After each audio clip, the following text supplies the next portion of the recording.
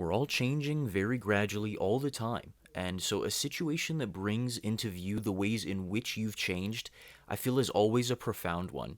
Revisiting older media has always produced these kinds of experiences for me. Like, it's evergreen, after all, it never changes. And in some ways, I haven't changed.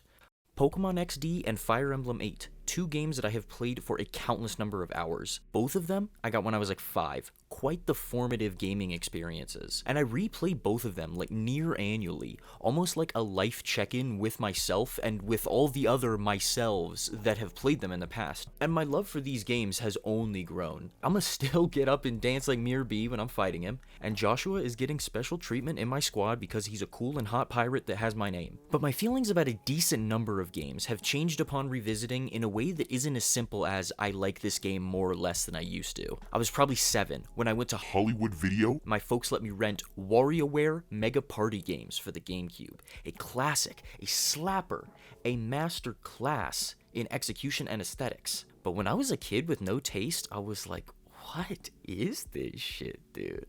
It actually went over my head. 7-year-old me was too normie to get WarioWare. Up to that point, all my experience with games were turn-based RPGs or character action games, so I had no frame of reference to understand how to have fun in an abstract arcade-style game like WarioWare. When I was 16, I could spend 3 hours dying at 12 FPS in Blighttown making no progress, having fun the whole time. But last week I died twice to Capra Demon and started to really wonder if this game is good. I guess Souls games are a really complicated example here because the first playthrough will be so inherently different. There's this sense of mystery and triumph that is unique to the first experience. Sure, you can play with different builds and you'll probably find new secrets that you didn't before, but the experience as a whole is largely changed once you have the full mental map of areas and bosses required to see the end credits. And larger than that, there's the first experience of playing any FromSoft game. Because while being good at Dark Souls 1 and 3 are different, someone who's played 1 is going to know to look for mimics when they play 3 for the first time. And being good at 3 and being good at Sekiro are even more different, but some intrinsic knowledge about the game's structure and systems still carry over. And, at least for me, having that meta-knowledge about the series as a whole has instilled me with this hubris that makes it difficult to accept that I'm not as good at these games as I was when I was playing them every day.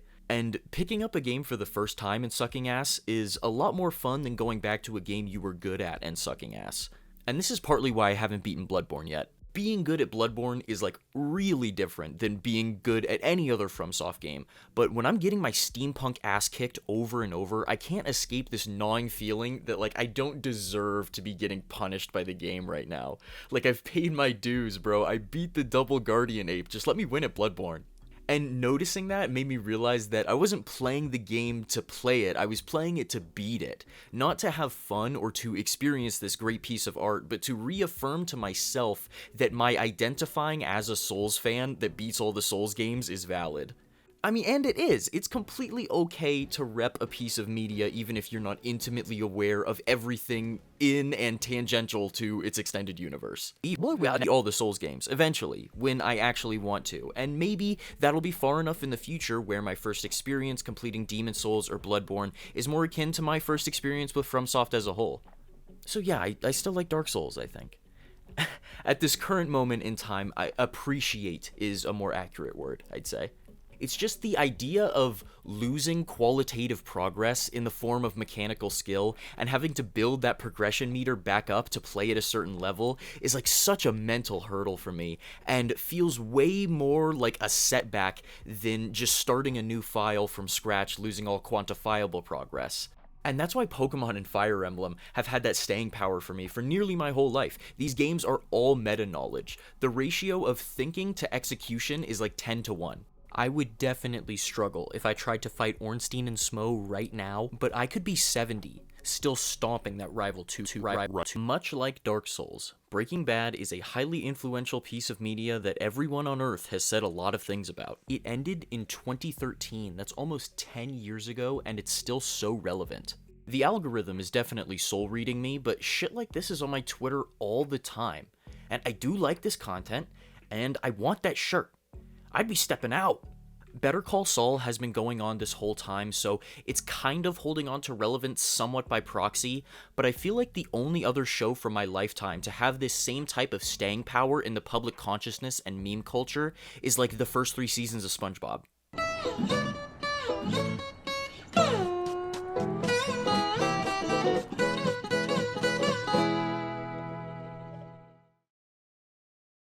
And I'm curious what people think about that take. Is there another show that I'm not thinking of from like the last 20, 25 years that hit while it was airing and then maintained or even grew in popularity in the 10 years since its ending?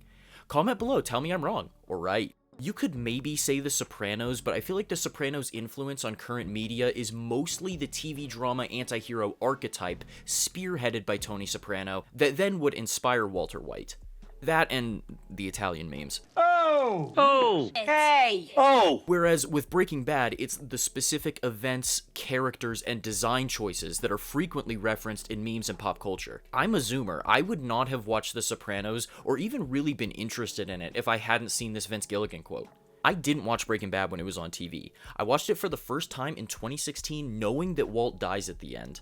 And I'm so confident that you knew that already that if you didn't, and I'm happy to say that watching it for a second time has helped me identify a level of media literacy and just basic empathy that was not there when I was 16. Proud to say I never harassed any actors, but I definitely was like, oh, fuck off, Skyler, let him go be Heisenberg. Watching it now, it's like, wow, Skyler, given the insane circumstances you're under, you're really handling this whole thing much better than I would have. I really forgot how much of the whole show is just Skyler and Jesse getting gaslit. And it's insane that when Breaking Bad was running, like, all the memes were about Jesse. In middle school, all I knew about Breaking Bad was, yeah, bitch! And by the end of the show, Jesse is so fucked up. He's such a tragic character. I just finished Better Call Saul, which is the reason why I rewatched Breaking Bad, and Saul is definitely more fun to watch. Not to say that it's better, even though I think it is. Even though the subject matter is serious, I feel like there's a playfulness to a lot of the show that the writers are appropriately able to channel whenever necessary. And I've always been interested in language and writing, so watching Jimmy McGill be this like master wordsmith negotiator is a giant hit of secondhand dopamine. The first time through Breaking Bad, I remember being so fixated on Walt and Jesse. Nearly every other character was neutral or uninteresting to me, which is just the wrong opinion to have. There was actually a point in time where I believed and told people that I thought the Gus Fring arc was boring. And Saul definitely helped change my mind in that respect because of how much it just expands on the whole universe. New Mexico is a fictional place now, like Middle Earth. But for real, on this past rewatch, I am pausing the show, I'm getting out of my seat, I'm yelling like a Chargers fan because of how unbearably frustrating of a character Walter White is. Walt never actually pops off on his own. Like, he's good at making meth and bombs and batteries, but that's it. And, like, doing violent crimes sometimes. Like, I don't think the violence carried out on his behalf can be attributed to him, because that's different than the precision needed to commit the act itself. Precision that Walt does not exhibit multiple times, even through to the last season, when he shoots Mike, who he likely never would have seen again, because he wouldn't give up the names of the guys in jail who could have flipped. And then as Mike is dying, he realizes, yeah, he could have just asked Lydia, and he didn't need to do that. Whoops. It's pretty cool when he kills all those Nazis at the end, though. Kinda cringe that he employed them, but you know, criminal underworld, what are you gonna do? And basically all of his actions after the first couple episodes are motivated by pride, greed, and fear. And in nearly all of those situations, he's manipulating some kind of authoritative or like trusted power that he has. He frequently coerces others into getting their hands dirty for him, and then talks to them like he could have done their job better when he absolutely couldn't. Like, he's actually channeling his chemistry teacher energy on some, I don't care what you got going on, my class should be your top priority. Jesse is the most frequent example of this, but I think the most apparent is with Mike. Especially if you've seen Better Call Saul, you know that Mike Ehrmantraut is goated. Like, him and Saul, probably the characters from this universe that you would most want to have on your side. He was a cop for 30 years, turned criminal lethal enforcer, dude. He knows how to do crime smart. It was understandable for them to butt heads when Gus was in the picture, but even in season 5, when they're supposed to be business partners, Walt is just so lost in the sauce that he cannot be reasoned with. Every time Mike Ehrmantraut says his opinion, he's actually just saying true facts about the canon of the show.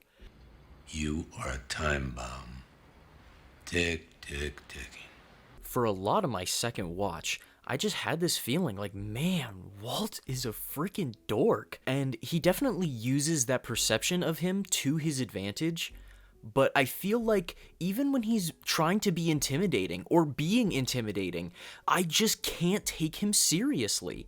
I am the one who knocks. Bro, I was laughing out loud for real. And that likely has to do somewhat with the memes just turning him into a symbol, a character much, much larger than the show itself. Sure, the first watch will be inherently different for every piece of media. The first watch of Breaking Bad, I feel, is a special example because even knowing that Walt dies at the end, his journey and destination, in terms of the depths his character will sink to, are still unknown. And that's really what you're in it for. And on the second watch, because you know what he will become, it's so much easier to identify his process of becoming. Like, I remember being 16 and not being willing to call Walter truly evil until near the end of the series. And even then, I still kind of wanted him to win. But on the second watch through, like, you see it immediately in the way that makes every lie about the second cell phone that much more frustrating, because it's like, you're not good at this, dog, she knows! And that's why I say Better Call Saul is more fun to watch. You've likely seen Breaking Bad before watching Saul, so you already know this character's destination, making the journey much more what the show is about. And it's not like Breaking Bad isn't about the journey, but like Dark Souls, I feel that the anticipation and curiosity for the destination can really distract from how frustrating and depressing the whole journey can be. And it's not like I don't like Breaking Bad. I love Breaking Bad. It's fantastic, and I will likely watch it many more times. Same with Better Call Saul. Just as I will likely go back and play Dark Souls again and again, and my feelings will evolve and change as I do the same. And that's crazy how we can use pieces of media as a mirror like that, or a barometer for ourselves. And that's freaking nuts and cool and okay, awesome. Serious point made. Okay, so the rest of this video is just a couple unrelated observations and questions that arrived in my brain while I was watching Breaking Bad this time around. Okay, go.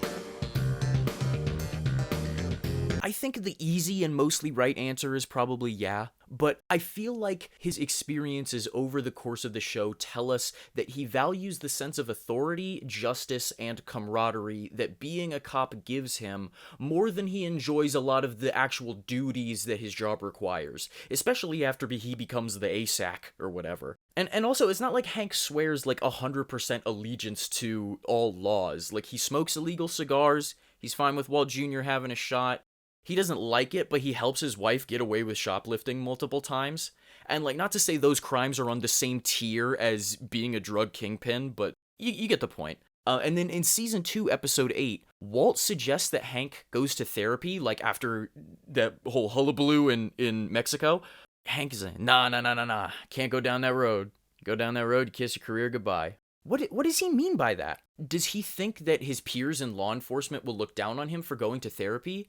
Is he more afraid of confronting his feelings about what he's witnessed or about what he's done? Is Hank effectively admitting here that he knows that emotional intelligence is incompatible with police work? I don't think he knows that that's what he's admitting, but that's what was communicated to me. But at the end of the day, he wouldn't have chosen this line of work and stayed in it for so long if he didn't at least like it a little. I just like thinking about the alternate universe where he's a geologist. This song that plays during one of the crack den party scenes at Jesse's house, like, had me pulling one of these, dog. I probably can't play it here, but here it is. I'll find it. And the scene where Walt and Walt Jr. get the new cars and they're revving them in the driveway and the camera's panning back and forth and the dubstep's going, dude, I was hollering. Scenes like this, like, definitely date the show, but in a way that I actually think is charming, because, like, really high momentum edits like this set to music are very few and far between in the whole series. So when they do happen, like, the whiplash is just, like, kind of incredible. They for real just let the Trickshot community edit this part. It's awesome.